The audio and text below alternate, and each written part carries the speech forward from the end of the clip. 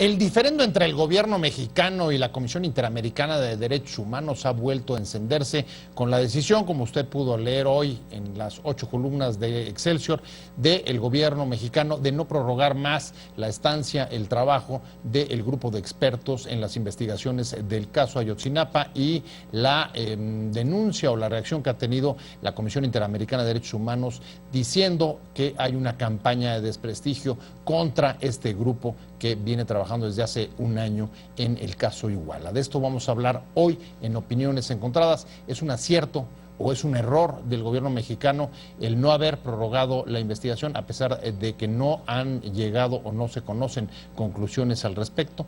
Con esta pregunta vamos a abrir. Tenemos dos especialistas, un ex ombudsman del Distrito Federal y un especialista de la sociedad civil en derechos humanos. Soy José Buendía, gracias por estar con nosotros en Opiniones Encontradas.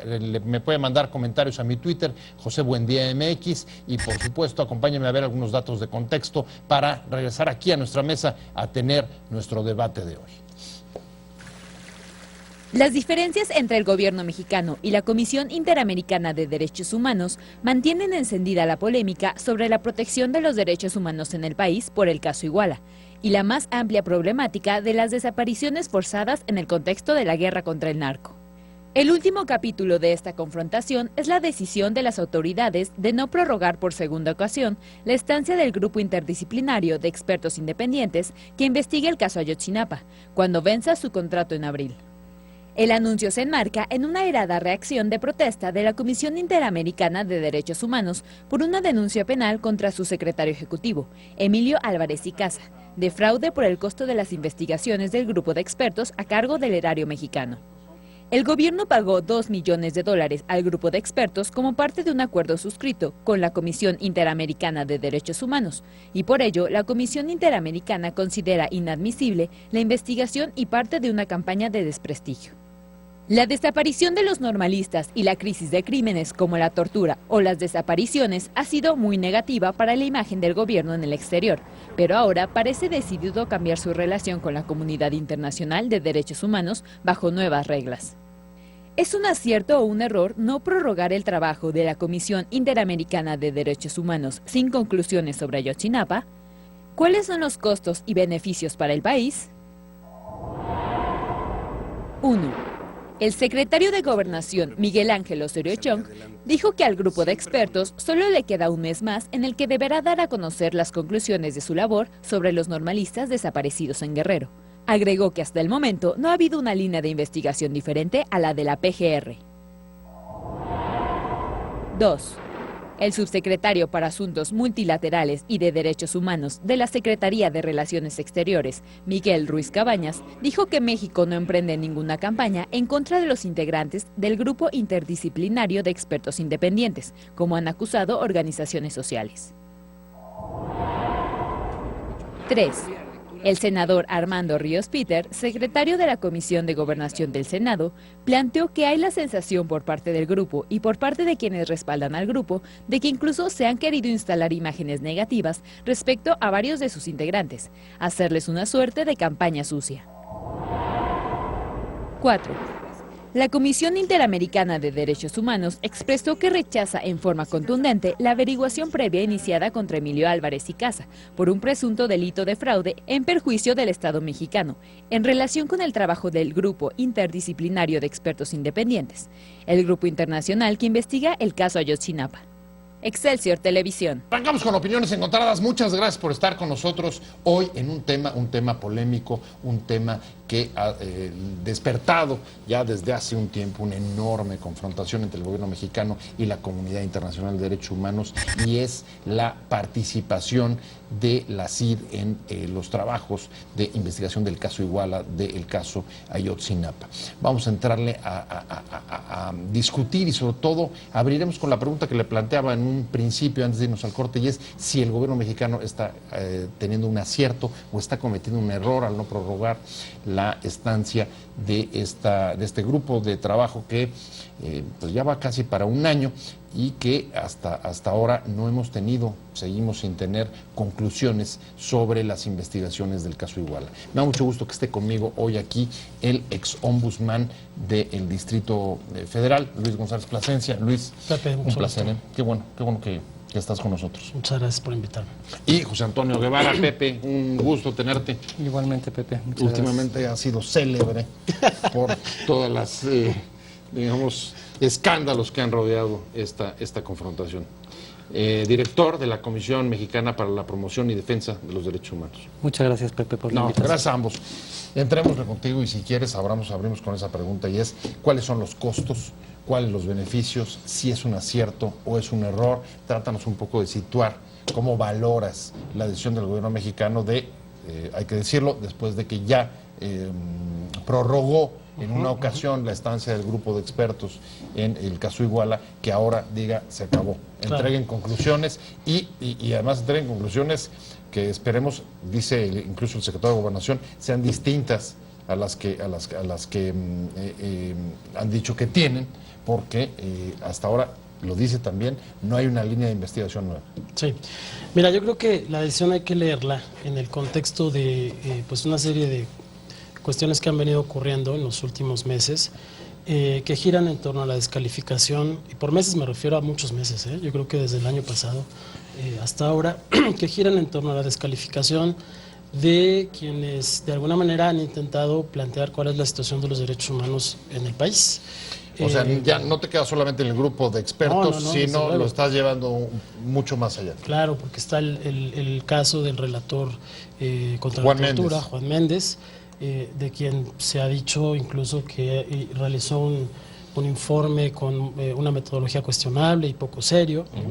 Eso es lo que dijo la señora Wallace en concreto. Lo dijo el gobierno mexicano. Ah, claro. ¿no? Sí, lo además, retomó la señora Wallace. Tienes razón. Pero lo dijo el gobierno mexicano. Y junto a eso, pues también ha habido una ola de descalificaciones. Aquí tenemos a uno de los protagonistas de esa ola de descalificaciones, que lo que han planteado no es solamente un tema de poca seriedad en el trabajo, sino incluso se han aventurado a hablar de corrupción, ¿no?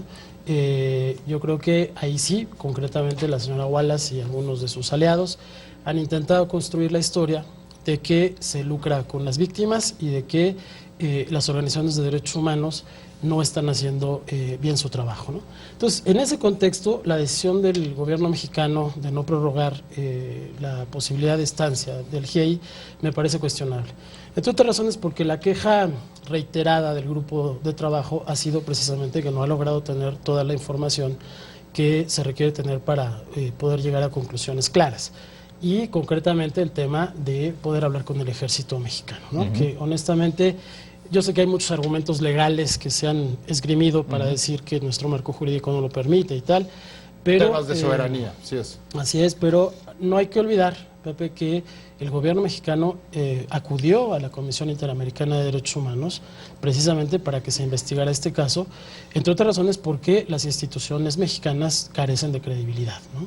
Entonces parece ahora un poco extraño que después de que invitan a la comisión a hacer su trabajo, se lo limitan y además organizan toda una serie de ataques contra quienes forman parte de este grupo de trabajo, ¿no? A ver, quizá para seguir con esta misma pregunta contigo, Pepe, si fue un acierto o un error, el costo y el beneficio, habría que remontarse en efecto a cuando los invitan. Falta de confianza respecto de las conclusiones oficiales que dio en su momento el ex procurador Murillo Karam.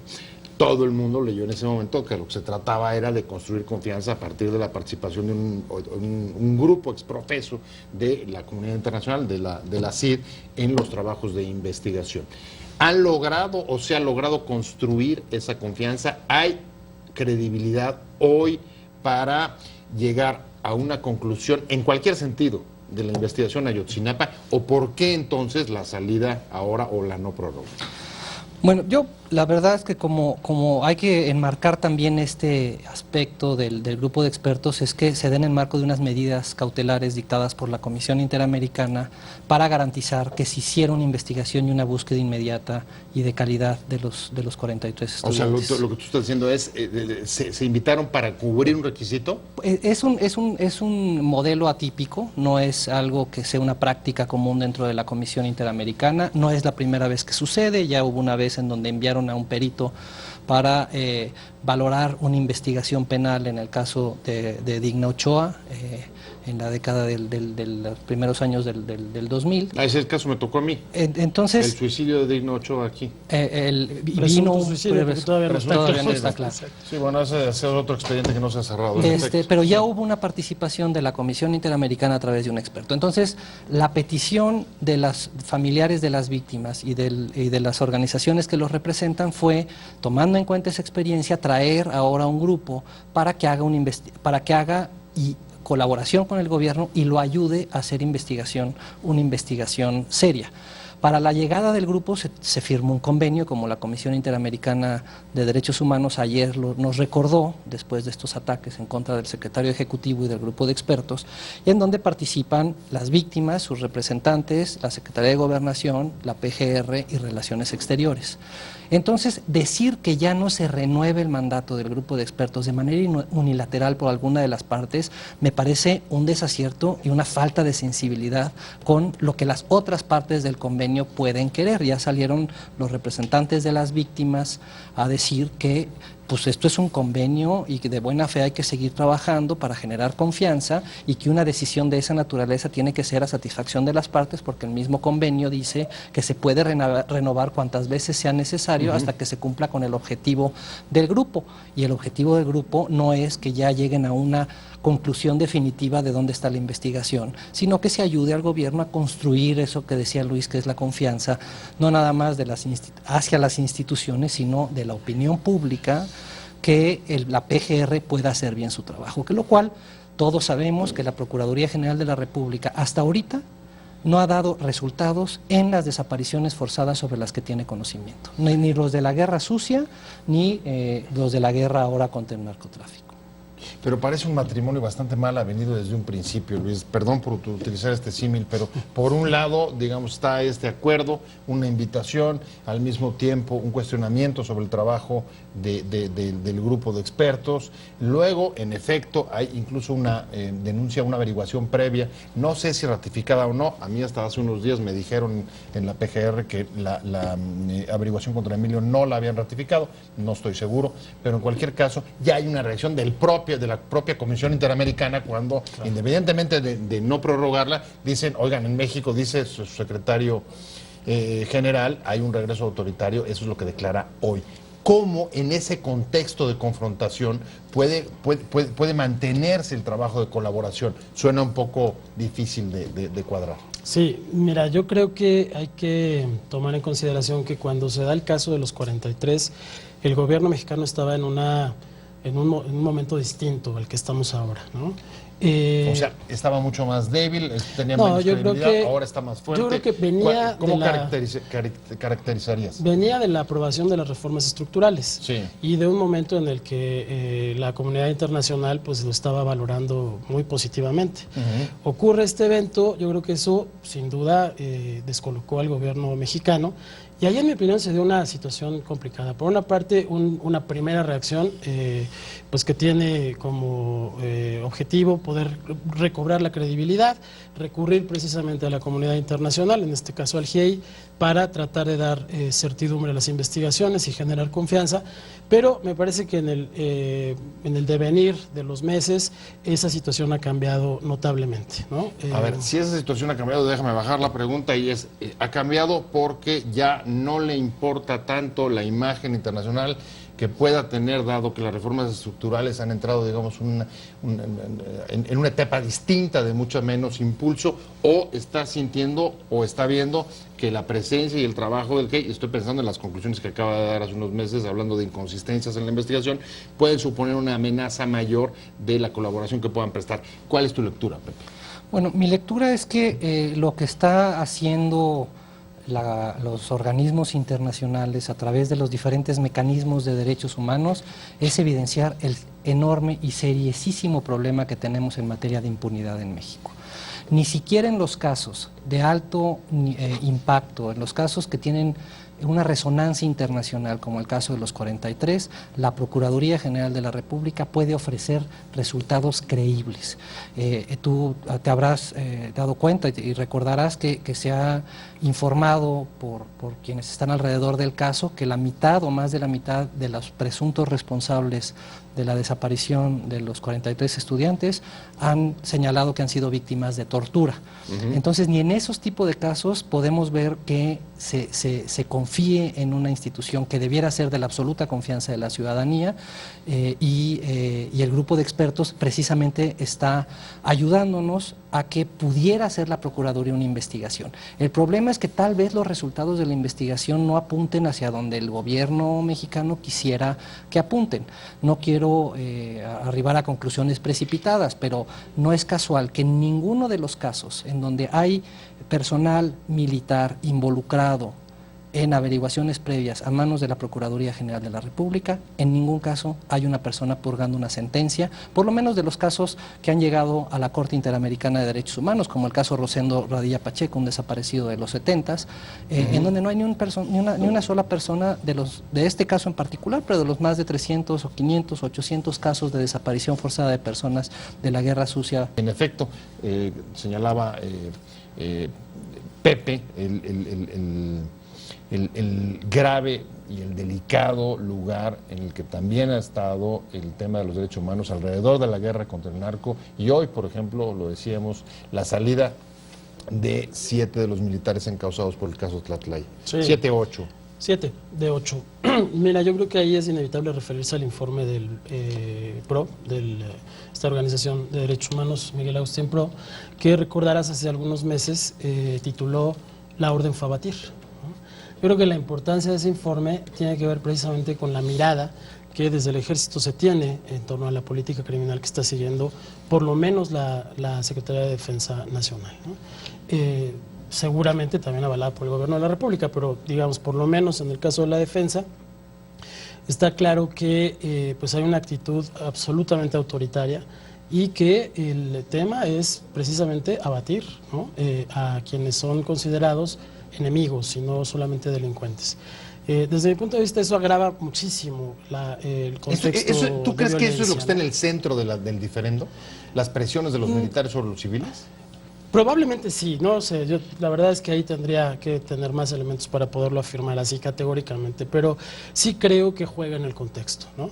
Yo creo que una de las instituciones que se ha visto más lastimada en los últimos 2 sexenios ha sido precisamente el Ejército Mexicano. Ellos han dicho una y otra vez que no quieren estar en las calles, que quieren regresar a los cuarteles, porque eso los ha colocado en una situación muy complicada, ¿no? Sí, claro, de roce y de enfrentamiento. Por supuesto, no son policías. De fuego, ¿no? Y actúan como militares, sin lugar a ninguna duda.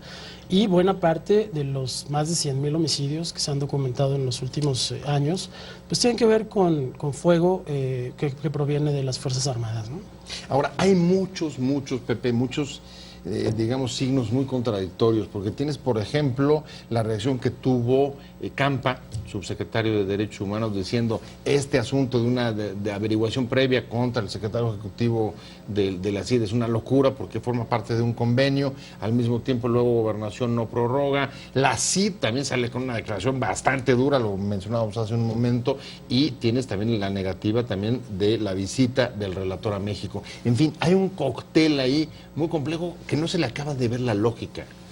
Pues mira, yo creo que uno de los resultados de estos diferendos que estamos teniendo, que está teniendo el gobierno federal, diferentes a varias bandas, ¿o qué? Pues difieren con el relator de la tortura, difieren con el GEI, difieren con la Comisión Interamericana de Derechos Humanos por el informe de la visita a México, difieren con el Comité de Desaparición Forzada por su informe. Con todos ellos tienen problemas de metodología, que así es como le han dicho, y lo que nos han privado en las discusiones nacionales es qué es lo que realmente está pasando. ¿Cuál es la dimensión de la tortura? La pregunta clave. ¿Cuál es la dimensión de la tortura? cuántas sentencias se han emitido por tortura y por qué no se hacen investigaciones adecuadas. ¿Son capaces o no son capaces de hacer investigaciones en este tipo de violaciones graves de derechos humanos, tortura, desapariciones y ejecuciones? Si son capaces en términos de infraestructura, es decir, del número importantísimo de denuncias penales que ha habido, por ejemplo, de tortura, más de 4,000 denuncias solo a nivel federal, la Procuraduría tiene la capacidad de procesarlo, si es que demuestra que tiene voluntad. ¿Está lista la Procuraduría de llevar a juicio a un militar por haber cometido una ejecución extrajudicial, una tortura o una desaparición, cuando ellos mismos en la Procuraduría les deben la seguridad en muchos de los operativos que Coahuila? A ver, el tema es la falta de eficacia de las investigaciones y la impunidad. Pero yo me pregunto, si el próximo mes, el 28 o 29, que es cuando termina el trabajo del grupo de trabajo del caso Ayotzinapa, y se tienen que ir porque no se los han prorrogado, salvo que el Congreso venga y haya una reversa, pero independientemente de eso, el tema, Luis, es, y si se van diciendo, es que no tenemos conclusiones ni tenemos, digamos, un resultado sobre el caso Ayotzinapa porque no nos dejaron trabajar o no hubo las condiciones para organizarlo. Lo decíamos, por ejemplo, las entrevistas con los militares. ¿No vamos a quedarnos un poco con ese sabor otra vez de impunidad? Claro, yo creo que ese ha sido el problema en todos los casos en los que ha habido denuncias o contradenuncias contra defensores de derechos humanos, que al final no podemos saber qué fue lo que pasó. Esa es la historia de Florence Cassé, ¿no? Esa es la historia de Rosendo Radilla, esa es la historia ahora, desafortunadamente, de los 43 de Ayotzinapa. Pero me preocupa mucho más qué va a pasar aquí en México una vez que el grupo se vaya, ¿no? Porque según lo que hemos visto, es altamente probable que las descalificaciones sigan, que entonces lo que diga el grupo quede en medio, envuelto en medio de todas estas descalificaciones, y que las organizaciones locales que han estado trabajando sobre los temas se queden un poco desprotegidas, ¿no? Eso es lo que a mí más me preocupa en este ambiente, pues de franca confrontación con las organizaciones de derechos humanos. ¿Tú crees que ese escenario es viable, Pepe, en un, digamos, un mundo global donde los derechos humanos son, pues hemos estado viendo incluso la observación permanente, pues, de relatores de tortura, de desapariciones forzadas? ¿Tú crees que eso suceda cuando se vaya el grupo? Bueno, ¿Que la comunidad internacional quite el lente?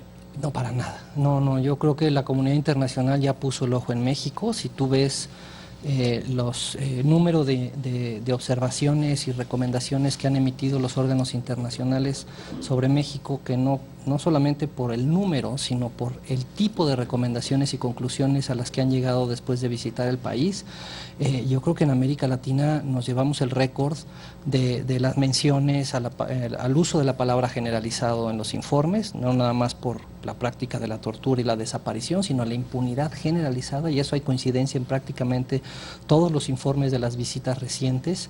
Las ONGs internacionales, instituciones académicas internacionales cada vez más publican informes sobre la preocupante situación de México y la falta de capacidad y de voluntad de las instituciones de dar respuestas efectivas a estas crisis. Entonces, el grupo de expertos, yo creería que le ayuda muchísimo más al gobierno que perjudicarlo, y le ayuda para darle credibilidad a las instituciones que no gozan de esa credibilidad. A ver, le ayuda más al gobierno, y seguramente en un principio eso es lo que se pensó, pero mira cómo está acabando un poco la historia. La historia está acabando con un secretario ejecutivo de la CID diciendo no hay precedentes de una denuncia o una averiguación previa, al mismo tiempo que aquí internamente crecen, digamos, la inconformidad y dicen, pues estos señores no hicieron su trabajo o lo hicieron de una manera bastante deficiente. Y la verdad es que sí, parece difícil de abonar, de armar este rompecabezas, Luis, entre cooperación y conflicto, y en medio de estas tensiones, pues las víctimas, ¿cómo van a quedar?